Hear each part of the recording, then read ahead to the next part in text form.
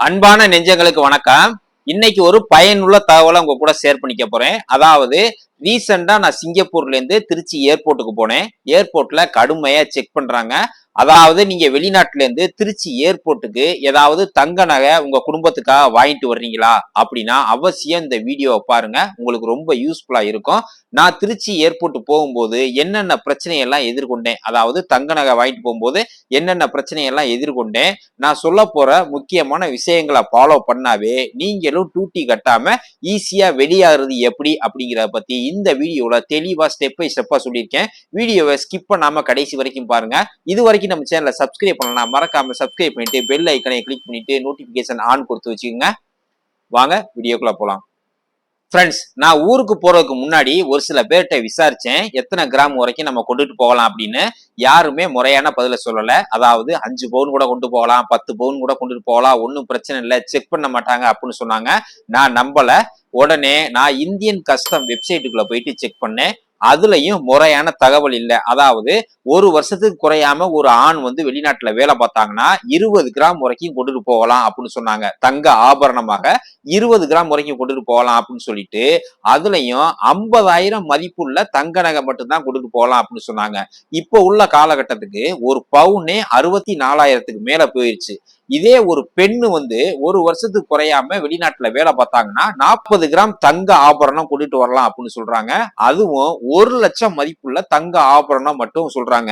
இப்போ உள்ள காலகட்டத்துக்கு உங்களுக்கே தெரியும், ஒரு பவுனே 64,000னா 40 கிராம் தங்க நகையில எப்படி கொண்டுட்டு வர முடியும்? நீங்களே யோசிச்சு பாருங்க. இந்தியன் கஸ்டம் வெப்சைட்ல உள்ள இந்த நியூஸை எந்த வருஷம் அப்லோட் பண்ணாங்கன்னு தெரியவே இல்லை. இன்னும் அப்டேட் பண்ணாம இருக்கு. இந்தியன் கவர்மெண்ட் இத கவனத்துல கொண்டு வெளிநாட்டுல இருந்து வரக்கூடிய பயணிகள் எத்தனை கிராம் வரைக்கும் கொண்டு வரலாம் அப்படின்னு ஒரு தெளிவான அறிக்கையை ஆன்லைன் மூலமாகவும், அது மட்டும் இல்லாம ஏர்போர்ட்லயும் அதை டிஸ்பிளே பண்ணிட்டாங்கன்னா ரொம்ப வசதியா இருக்கும். ஏன்னு கேட்டா வெளிநாட்டுல இருந்து தங்களுடைய தாய் நாட்டுக்கு வரக்கூடிய பயணிகள் தங்க நகைகளை விற்கிறதுக்கோ அல்லது பிசினஸ் பண்றதுக்கோ அவங்க வாங்கிட்டு வர்றது இல்ல.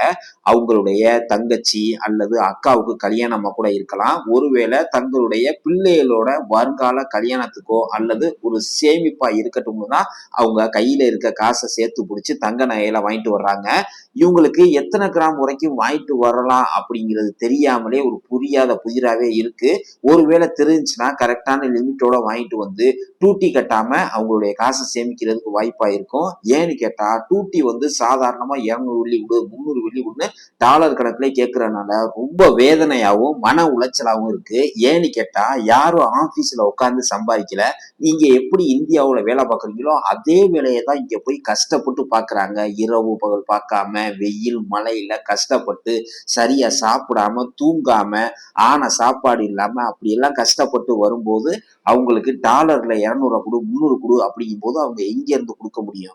ஃப்ரெண்ட்ஸ், முதல்ல சிங்கப்பூர்ல இருந்து நான் திருச்சி போகும்போது என்னென்ன பிரச்சனைகளை எதிர்நோக்கினேன், எப்படி நான் டூட்டி கட்டாம வெளியானேன் அப்படிங்கிற பத்தி முதல்ல நான் சொல்லிடுறேன். அதுக்கப்புறம் நான் முக்கியமான விஷயங்களை நீங்க என்னென்ன ஃபாலோ பண்ணணும் அப்படிங்கிற பத்தி சொல்லிடுறேன்.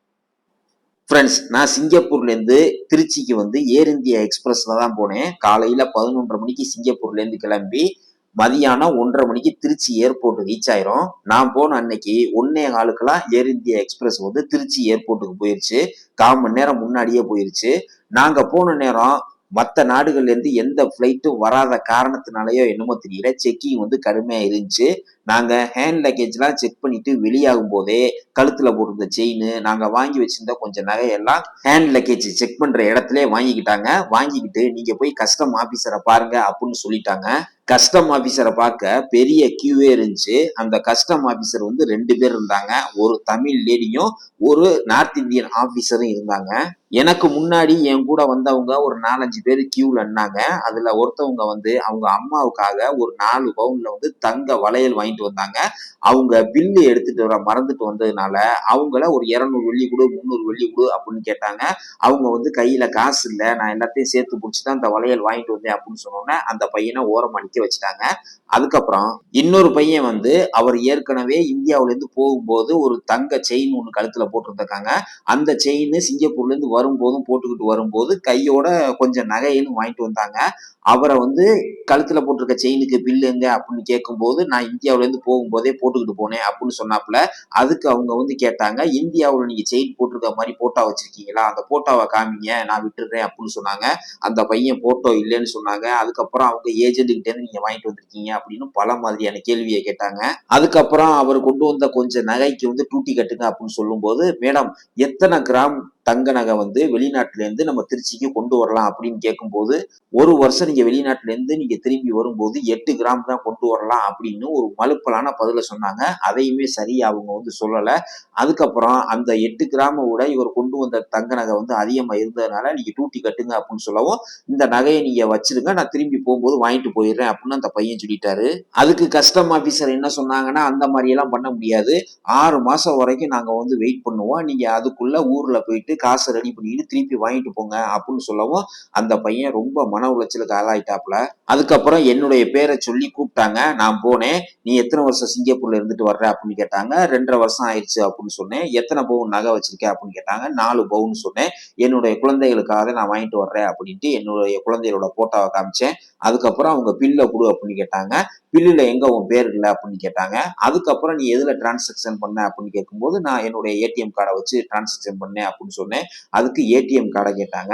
எங்க ஏடிஎம் கார்டோட நம்பர் இல்லை அப்படின்னு துருவி துருவி கேள்வி கேட்டாங்க. நான் சொன்னேன், என்னுடைய அக்கௌண்ட் நம்பர்ல இருந்து தான் இந்த ஏடிஎம் கார்டுல இருந்து காசு டிரான்ஸ்ஃபர் பண்ண முடியும் அப்படின்னு சொன்னோன்னே, உன்னுடைய அந்த நீ டிரான்சாக்சன் பண்ண ஸ்கிரீன்ஷாட்டை எடுத்துக்காட்டு, இல்ல நீ ஏஜென்ட் கிட்ட இருந்து வாங்கிட்டு வர்றியா அப்படின்னு பல மாதிரியான கேள்விகளை கேட்டாங்க. அதுக்கப்புறம் நான் என்னுடைய ஏடிஎம் கார்டை எடுத்து காமிச்சு என்னுடைய கார்டு நம்பர்லாம் கரெக்டா சொன்னதுக்கப்புறம் பல வகையான கேள்விகளை கேட்டு ஒரு வழியா நான் வந்து டூட்டி கட்டாம நான் வெளியாயிட்டேன். கஸ்டமர் கிளியர் பண்ணிட்டு வர 1:30 மணிக்கு ரீச் ஆன ஃபிளைட் வந்து கிட்டத்தட்ட 4:30 மணிக்கு தான் நான் வெளியாகக்கூடிய சூழ்நிலை வந்துருச்சு. என்னுடைய குழந்தைகள், மனைவி, அப்பா, அம்மா எல்லாரும் எங்கடா இன்னும் காணும் எல்லாரும் போயிட்டாங்களே அப்படின்னு ரொம்ப கவலையோட எதிர்பார்த்துக்கிட்டே இருந்தாங்க. இப்ப நான் சொல்ல போற முக்கியமான விஷயத்த நீங்க அவசியம் ஃபாலோ பண்ணா மட்டும்தான் டூட்டி கட்டாம ஈஸியா வெளியில வர முடியும். அதுல ஃபர்ஸ்ட் வந்து சிங்கப்பூர் ஏர்போர்ட்ல யாராவது ஏஜென்ட் வந்து இந்த தங்க நகையை கொண்டுட்டு போங்க, திருச்சியில வந்து வாங்கிக்குவாங்க, உங்களுக்கு நான் 5000 தரேன் 10,000 தரேன் அப்படின்னு சொல்லி யாராவது உங்கள்ட்ட கொடுத்தாங்கன்னா தயவு செஞ்சு வாங்காதீங்க. ஒருவேளை சிங்கப்பூர் ஏர்போர்ட்ல நீங்க வாங்குறத கேமரா மூலம் பார்த்தாங்க அப்படின்னா, உங்களை ஒருவேளை பிடிச்சிட்டாங்க அப்படின்னாலும் சிங்கப்பூர் ஏர்போர்ட்டுக்குள்ள நீங்க மறுபடியும் என்டர் ஆக முடியாது. நம்ம ஆளுங்க நிறைய பேர் வந்து கையில காசு இல்ல, ஊருக்கு போனா செலவுக்கு ஆகும், இந்த நகை தானே கொண்டு போய் கொடுத்துருவோம் அப்படின்னு நினைச்சு நீங்க வாங்கிட்டு போவாதீங்க. ஒருவேளை ஒரு சில பேர் வந்து நகையை வாங்கிட்டு போக மாட்டாங்க, இந்த ஏஜென்ட் கொடுக்குற நகையை வாங்கிட்டு போய் கை செலவுக்கு வச்சுக்குவோம் அப்படின்னு நினைச்சு ஒரு சின்ன ஆசைனால பெரிய தப்புல மாட்டிக்கிடுவாங்க. தயவு செஞ்சு யாரும் இதை போல காரியங்களை பண்ணாதீங்க. சிங்கப்பூர்ல ரீசெண்டா இந்த மாதிரி தங்க நகை கொடுத்து மாட்டிக்கிட்ட ஒரு 9 பேரை வந்து சிங்கப்பூர் நுழைய விடாதபடி நாடு கடத்த போவதா ஏற்கனவே சொல்லியிருக்காங்க. ரெண்டாவது வந்து நீங்க ஏதாவது நகை வாங்க போறீங்க அப்படின்னா, நகை வாங்கையில உங்களுடைய பேரை பாஸ்போர்ட்ல உள்ளது மாதிரி பில்லு போட்டு வாங்கி வச்சுக்கோங்க. இது வந்து ஏர்போர்ட்ல கிளியர் பண்றதுக்கு ரொம்ப வசதியா இருக்கும். ஒருவேளை நான் இதுக்கு முன்னாடியே நான் நகையெல்லாம் வாங்கிட்டேன், என்னுடைய பேர் இல்லை அப்படின்னாலும் ஒன்றும் பிரச்சனை இல்லை. அந்த பில்லை வந்து பத்திரமா வச்சுக்கோங்க. ஏர்போர்ட்ல அந்த பில்லை காமிச்சு நீங்க டூட்டி கட்டாம வெளியில வர்றதுக்கு வாய்ப்புகள் இருக்கு. அதுக்கப்புறம் ஒருவேளை நீங்க ஏடிஎம் கார்டு மூலம் நீங்க டிரான்சாக்சன் பண்றீங்க அப்படின்னா அவசியம் அதை ஸ்கிரீன்ஷாட் எடுத்து வச்சுக்கோங்க. அதையும் நீங்க வந்து ஏர்போர்ட்ல கஸ்டம் ஆபீசர் கேட்கும் போது காமிச்சீங்கன்னா உங்களை விடுறதுக்கு வாய்ப்புகள் இருக்கு. இன்னொரு முக்கியமான விஷயம், நீங்க நகை வாங்கும் போது அந்த பில்லுல உங்களுடைய பேரு போட்டிருந்தாலும் சரி, அதே போல ஏடிஎம் கார்டு மூலம் நீங்க பணத்தை டிரான்சாக்சன் பண்ணாலும் சரி, ஊருக்கு போகும்போது அவசியம் பில்லு எடுத்துட்டு போகணும். இந்த பில்லு எடுத்துட்டு போகலன்னா உங்களுடைய பேரை போட்டிருந்தாலும் அல்லது ஏடிஎம் கார்டுல டிரான்சாக்சன் பண்ணியிருந்தாலும் அது வந்து நோ யூஸ். அதனால ஊருக்கு போகும்போது பில்ல அவசியம் மறந்துடாம எடுத்துட்டு போங்க. நான் இப்ப சொன்னது உங்களுக்கு தெளிவா புரிஞ்சிருக்கும் அப்படின்னு நம்புறேன். மூணாவதா பார்க்க போறது ரொம்ப ரொம்ப முக்கியமான விஷயம். இதை நோட் பண்ணி வச்சுக்கோங்க. அதாவது நீங்க இந்தியாவில இருந்து சிங்கப்பூருக்கோ அல்லது மற்ற வெளிநாடுகளுக்கோ நீங்க போகும்போது உங்க கழுத்துல ஏதாவது தங்க செயின் அல்லது நெக்லஸ் அல்லது மோதிரம் ஏதாவது நீங்க போட்டுக்கிட்டு போறீங்க அப்படின்னா, ஏர்போர்ட்ல நீங்க போர்டிங் போடுறதுக்கு முன்னாடி அங்க ஒரு டிக்ளரேஷன் ஃபார்மை கேட்டு வாங்கிக்கோங்க. அங்க கொடுப்பாங்க. அந்த ஃபார்ம்ல உங்களுடைய பெர்சனல் டீட்டெயில்ஸ் எல்லாம் கொடுத்துட்டு நீங்க எத்தனை கிராம் நகைய நீங்க இந்தியாவில இருந்து வெளிநாடுக்கு போட்டுட்டு போறீங்க அப்படிங்கிற டீட்டெயில்ஸை கொடுத்துட்டு போயிட்டீங்க அப்படின்னா, நீங்க தங்க நகையில திரும்ப நீங்க இந்தியாவுக்கு வரும்போது எந்த ஒரு டூட்டி கட்டாம அந்த டிக்ளரேஷன் ஃபார்மை காமிச்சு நீங்க ஈஸியா வெளியில வந்துடலாம். இந்த ஃபார்மை நீங்க மட்டுமல்ல, உங்க குடும்ப உறுப்பினர் யாரு வேணாலும் அதை காமிச்சு உங்களுடைய பழைய தங்க நகைகளை நீங்க திரும்ப இந்தியாவுக்கு கொண்டு வரலாம். அதாவது உங்க குடும்பத்துல உங்களுக்கு கல்யாணம் ஆகல அப்படின்னா உங்களுடைய அப்பா, அம்மா, அண்ணன், தங்கச்சி யாராவது வெளிநாட்டுல இருந்து இந்தியாவுக்கு திரும்ப வர்றாங்கன்னா அவங்க இதை பயன்படுத்தி கொள்ளலாம். அது மட்டும் இல்லாம உங்களுக்கு கல்யாணம் ஆயிடுச்சு அப்படின்னா உங்களுடைய மனைவியோ அல்லது குழந்தைகளோ யார் வேணாலும் அந்த ஃபார்மை பயன்படுத்தி உங்களுடைய தங்க நகைகளை கொண்டு வரலாம் அப்படின்னு சொல்றாங்க. எந்த ஒரு டூட்டியும் கட்டாம. ஒரு வருஷத்துக்கு மேல இருந்தா எத்தனை கிராம் நகை கொண்டுட்டு வரலாம் அப்படின்னு கேட்டா, அதாவது ஒரு வருஷத்துக்கு 2 பவுன் கொண்டுட்டு வரலாம். அதே போல 2 வருஷம் இருந்தீங்க அப்படின்னா நீங்க 4 பவுன் வரைக்கும் கொண்டுட்டு வரலாம். அதுக்கு மேல கொண்டுட்டு வந்தீங்கன்னா நீங்க டியூட்டி கட்டுறதுக்கான வாய்ப்புகள் இருக்கு. அதனால தயவு செஞ்சு இந்த லிமிட்டை தாண்டாம அதுக்குள்ளே வாங்கிட்டு வர்றதுக்கு பாருங்க. ஏன்னு கேட்டா நம்ம கஷ்டப்பட்டு சம்பாரிச்சு கொண்டு வந்து இங்க டியூட்டி கட்டுறதுனால நமக்கு எந்த ஒரு யூஸ் இல்லை. அதுக்கு நம்ம இந்தியாவிலே நகையை வாங்கிட்டு போயிடலாம். இந்த தகவல் பிடிச்சிருந்துச்சுன்னா லைக் பண்ணுங்க. உங்க ஃப்ரெண்ட்ஸ் யாராவது சிங்கப்பூர்ல இருந்தோ அல்லது மற்ற நாடுகள்ல இருந்தோ வெளிநாடுகளுக்கு போறாங்க, எத்தனை கிராம் தங்க நகை வாங்குறதுன்னு தெரியல அப்படின்னு குழப்பத்துல இருந்தாங்கன்னா அவங்களுக்கு இந்த வீடியோ ஷேர் பண்ணுங்க. இது போல பயனுள்ள தகவல் தெரிஞ்சுக்கணும் அப்படின்னா நம்ம சேனலை சப்ஸ்கிரைப் பண்ணி வச்சுங்க. மீண்டும் ஒரு அடுத்த நல்ல பயனுள்ள தகவல்ல உங்களை சந்திக்கிறேன். மகிழ்ச்சி.